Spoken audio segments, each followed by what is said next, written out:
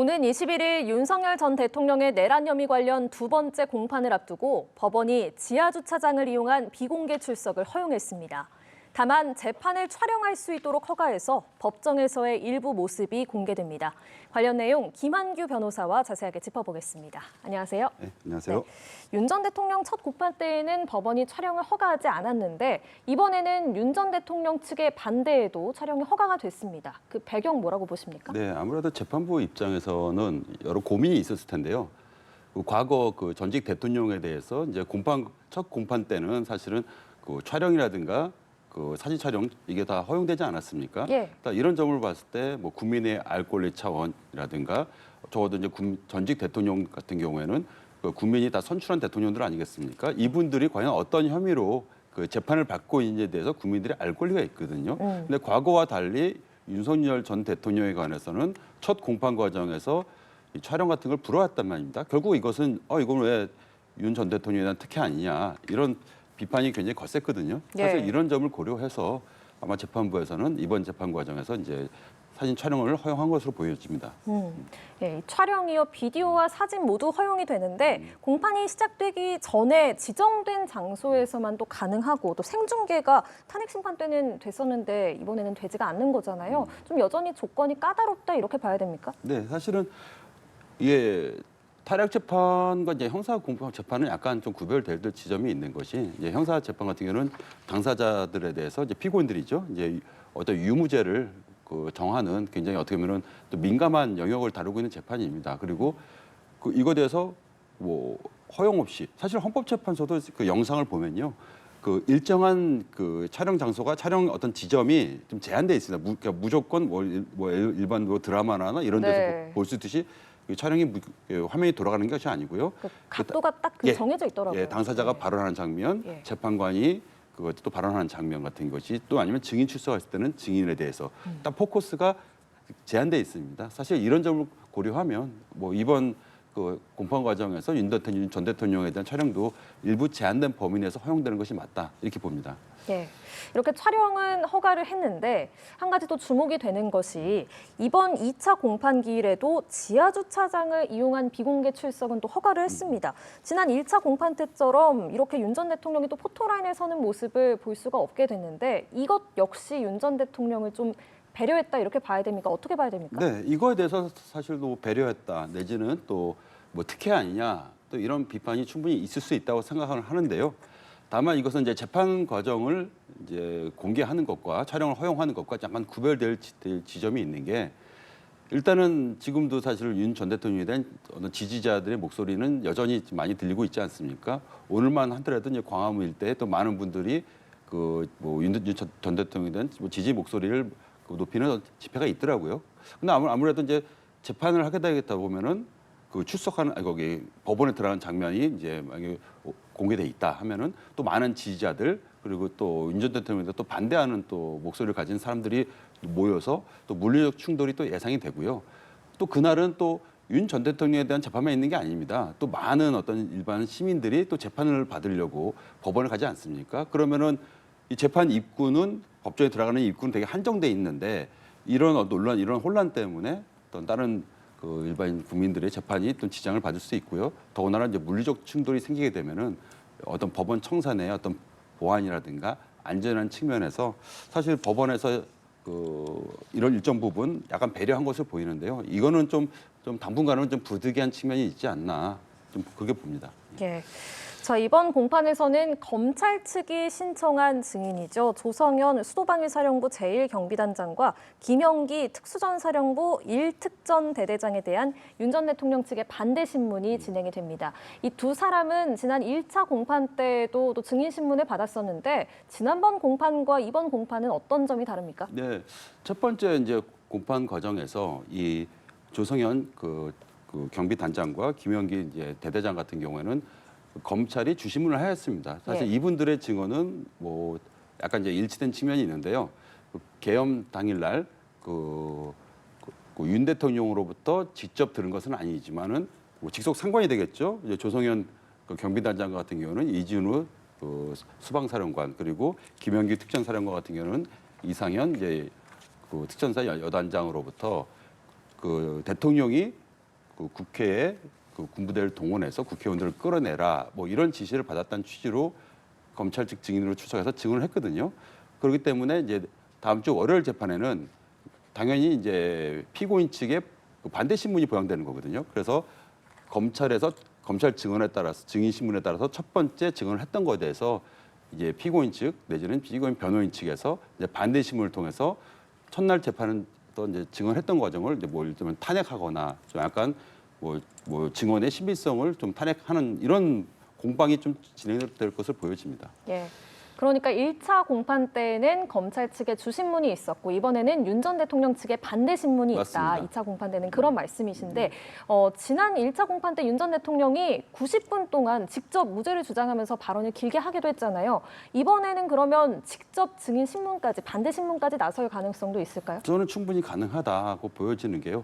헌법재판소 재판 과정에도 보면은 윤 전 대통령이 직접 발언을 하는 모습들 그리고 증인에 대해서 뭐 질문하는 모습들이 이제 간간히 비춰졌는데요.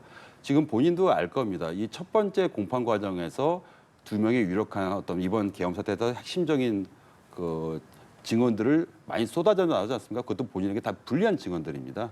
그래서 또 윤 전 대통령 같은 경우는 또 검사 출신이기 때문에 이런 공판 과정에서 증인 신문을 좀 많이 해본 사람이거든요. 그래서 그 향후 재판 과정에서 이 두 사람에게 지시한 인물들, 뭐 예를 들면 이진우 전 사령관이라든가 이상현 여단장 같은 경우도 당연히 현재 기소돼 다 재판받고 있고 이 두 사람은 그 나중 재판에도 또 증인으로 출석될 것이거든요. 그렇기 때문에 그 증언의 뭐 어떤 일관성이라든가 구체성, 내 신빙성을 다투기 위해서라도 뭐 변호인이 주로 하겠지만은 아마 윤 전 대통령도 직접적으로 이 두 증인에 대해서 뭐 질문하거나 물어보거나 이런 과정은 충분히 보여질 것으로 보여집니다. 예.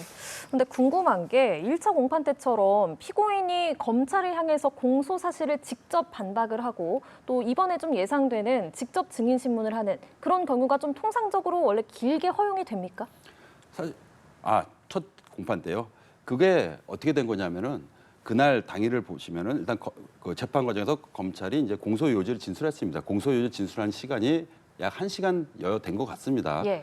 그래서 이제 재판부 입장에서는 이제 형평을 기하기 위해서 이제 피고인 측에도 그 비슷한 시간대 약 1시간 정도의 이제 시간을 기회를 준 것인데 예. 윤 전 대통령 입장에서는 변호인이 그거에 대해서 이제 검찰 측 주장에 반박하기보다는 본인이 직접 한 거고요. 그러니까 검찰은 윤 전 대통령이 내란 혐의가 있다 이렇게 공소시를 주장한 거고 예. 윤 전 대통령은 난 내란 혐의가 없다 이렇게 반박한 거 아니겠습니까? 거기서 이제 시간을 주어진 것인데 사실은 검찰이 한 것은 약 1시간 내외로 알고 있는데 윤 전 대통령은 20분 정도를 더한 걸로 알고 있습니다. 그래서 사실은 형평을 위해서 양쪽에 기회를 준 건데 뭐 변호인이 아니라 본인이 직접 얘기한 거고 예. 사실 이런 경우는 흔하지는 않습니다. 왜냐하면 형사재판 과정에는 아무리 본인이 법률가 출신이더라도 자기 사건이거든요. 자기 사건을 변호한다는 것은 좀 객관성이라든가 이런 것이 좀 정확히 약간 불분명할 수도 있고요. 아무래도 자기 위주로 생각하다 보니까 그래서 변호인을 선임하는 거예요, 아니지 않습니까? 그럼 변호인들이 보통은 이제 변론을 하고 이렇게 하는 것이 맞는데 뭐 윤 전 대통령 입장에서는 본인이 이 사건을 제일 잘한다 이런 측면에서 직접 나선 것이 아닌가 좀 이렇게 추측은 됩니다. 예. 그러면 증인 신문을 이제 직접 윤 전 대통령이 하게 되는 그런 것도 그러면 원래는 허용이 아마 되는 겁니다. 변호인이 직접 할 것으로 보여지는데요. 예. 피고인이 아니, 직접 예. 물어보는 것도 역시 재판부는 허용합니다. 피고인도 역시 반대 신문할 권리가 있으니까요. 알겠습니다. 자, 다음 주제로 넘어가 보겠습니다. 경찰이 비상계엄 당시 언론사에 단전과 단수를 지시했다는 의혹을 받는 이상민 전 행정안전부 장관을 소환해서 밤샘 조사를 했습니다. 좀 길게 조사를 했는데 어떤 부분을 집중적으로 들여다봤을까요? 네, 사실 이 이상민 전 장관 같은 경우도 받는 혐의는 매우 중대합니다. 예. 뭘 단순히 지난번 비상계엄 지금 어제 헌법재판소의 판단에 따라서 지금 유언 유법한 비상계엄이 됐죠. 그 당시에 이제 단순히 이제 뭐 우리가 알고 있는 것은 뭐 국회에 이제 군인들이 이제 출동을 해서 국회의원들 끄집어내라 내지는 그 선관위에 이제 군인들이 가서 이제 불법적으로 수색했다 뭐 이런 것은 널리 알려져 있는데요. 그날 당일에 사실은 주요 그 몇 개 언론사에 그 단순 조치가 지금 지시가 내려졌다는 겁니다. 사실 이 부분도 사실 우리나라의 헌법의 중요 가치 중 하나가 언론의 자유거든요. 그럼 언론사에 대해서 굉장히 중대한 어떤 기본권이라든가 언론의 자유를 침탈할 우려가 있었던 거예요. 그거에 대해서 이상민 전 장관이 그 소방청장한테 지금 지시한 것 아니냐 이런 의혹이 좀 제기되었거든요. 그 지시를 받았다는 소방청장은 이미 국회에 출석을 해서 관련 증언을 하였습니다. 이상민 전 장관으로부터 이런 지시를 받았다고. 그러면 과연 그런 지시가 그 사실인지 여부를 확인해야 되고요. 경찰 입장에서는. 그러면 그런 지시가 사실이었다고 하면 과연 이상민 전 장관은 누구로부터 지시를 받았는가. 예. 그리고 그런 지시를 왜 대체 받아서 이상민 전 장관은 소방청장한테 지시를 했는지 그 취지도 궁금한 거거든요. 왜냐하면 언론사에다가 단전단수를 지시할 이유는 전혀 없거든요. 사실 이 부분도 만약에 뭐 굉장히 아주 중대한 범죄 혐의고요. 이 부분이 만약에 어느 정도 소명이 되면 증명이 되면 이상민 전 장관도 아마 내란 관련해서 뭐 기소되지 않을까 이렇게 좀 보이고 있습니다. 예, 알겠습니다. 한편 대통령 탄핵 심판 선고를 내렸던 문영배 이미선 전 헌법재판관이 6년간의 임기를 마치고 헌법재판소를 떠났습니다. 퇴임사에 여러 내용들이 담겨 있었어요. 어떤 내용 주목하셨습니까? 네, 저는 문영배 전 재판관의 목소리가 굉장히 좀 많은 관심이 가지게 됐는데요. 일단 세 가지 지점을 눈에 띄었습니다. 예. 하나는 헌법재판소의 재판관의 구성을 좀 다양화할 필요가 있다. 이 부분인데요. 그리고 또 하나는 그 다양한 목소리를 재판관들은 경청을 해야 될 필요가 있고 그 경청 과정에서 다양한 논의를 하고 그 자신의 의견을 좀 수정할 필요도 있다. 이런 부분을 지적을 하였고요. 마지막으로는 뭐 너무나 당연하지만 헌법재판소의 결정을 존중할 필요가 있다. 이 세 가지 지점인데요. 첫 번째로 이제 재판관 구성의 다양화는 지금 헌법재판관들을 보면요. 전원이 다 고위직 법관들 출신입니다. 그래서 그 문영배 재판관도 지적한 것이 교수 출신도 필요하고 아니면은 이제 법관 경험을 하지 않은 뭐 변호사 출신 어떤 재판관이라든가 이렇게 좀 다양한 그 인원을 구성하게 되면은 헌법재판소의 어떤 뭐 내부에서의 그 논의 과정이라든가 그 결론이 보다 국민들에게 좀 충분히 더 설득되는 과정이 있지 않을까 이런 부분은 저도 공감을 갑니다. 그리고 마지막으로 지적했던 부분. 이 헌법재판소의 결정을 존중할 필요가 있다. 너무나도 당연한 말이죠. 예. 그런데 사실 이 부분은 사실은 우회적으로 지난 그 헌법재판소 재판 그 논의 과정에서 사실은 9명이 재판관 9명이 정원인데 9명이 지금 중간에 공백이 좀 있었거든요. 예. 이 부분에 대해서 그 권한대행 그 당시 최상무 권한대행이 이제 마흔여 재판관을 임명하지 않은 이런 논란이 있었습니다. 이거에 대해서 헌법재판소는 위헌 유법이라고 좀 지적을 했음에도 불구하고 끝끝내 임명을 하지 않았거든요. 사실 이렇게 헌법재판소의 결정을 존중하지 않는다는 건 뭐냐면 우리나라 헌법을 보면요. 대통령제의 국가이지만은 현재와 같이 야당이 거대 야당인 경우에 대통령과 국회가 충돌을 하게 되면 이거에 대해서 해결책이 유일한 것이 헌법재판소밖에 없습니다. 이거에 대해서 뭐 권한쟁의를 한다든가 가처분을 한다든가 이거밖에 없거든요. 그래서 이런 충돌이 벌어졌을 때 뭐 그렇다고 해서 이거에서 시민들이 나와서 뭐 대통령을 지지하는 시민, 국회를 지지하는 시민이 충돌하게 되면은 대한민국은 존재하기가 어렵습니다. 그래서 이런 것을 대비하기 위해서 만든 게 헌법재판소고 헌법재판소가 권한쟁의에 의해서 결정을 하게 되면은 사실 그 적어도 권한대행 국가기관은 그걸 존중해야 되거든요. 사실 존중을 하지 않았어요. 마흔여 재판관을 임명하지 않았어요. 그래서 끝끝내 8명으로 결론 내는 거거든요. 사실 이 부분을 이제 문영배 재판관은 우회적으로 지적한 것으로 보이는데요. 이 부분은 사실은 그 어떤 정권이든 앞으로도 이제 뭐 5월, 6월 달에 대통령 선거가 있지. 이거 6월 3일 대통령 신임 정부가 출범하지 않습니까? 어떤 정권이든 이런 헌법재판소의 결정은 이 헌법재판관 개개인들이 굉장히 뛰어나다 아니면은 뭐 인품이 좋다 이 문제가 아니고 우리나라 헌법이 약속한 겁니다. 헌법재판에서 내린 결정에 대해서 그 뭐 예를 들면 국가기관이 그거에 대해서 받아들이기 어렵다고 하더라도 결정 내린 것은 존중하는 것이 대한민국 시스템을 유지하는 것이 우리 국민들이 결정한 거거든요. 이거에 대해서 지적한 거기 때문에 이 부분은 그 6월 3일 이후에 출범하는 정부 역시 뭐 어느 정당이 정권을 잡을지 현재로서는 알 수 없지만은 좀 경청할 필요가 있다. 이렇게 좀 말씀드리고 싶습니다. 네, 이렇게 2명의 재판관이 퇴임을 하면서 이제 헌법재판소 재판관들이 9명에서 7명이 됐고 또 헌재가 한덕수 권한대행의 대통령모 헌법재판관 지명에 대해서 효력정지 가처분을 인용을 했잖아요. 그러면 당분간 이제 7인 체제로 헌재가 운영된다 이렇게 봐야겠죠. 예, 7명이서 하고요.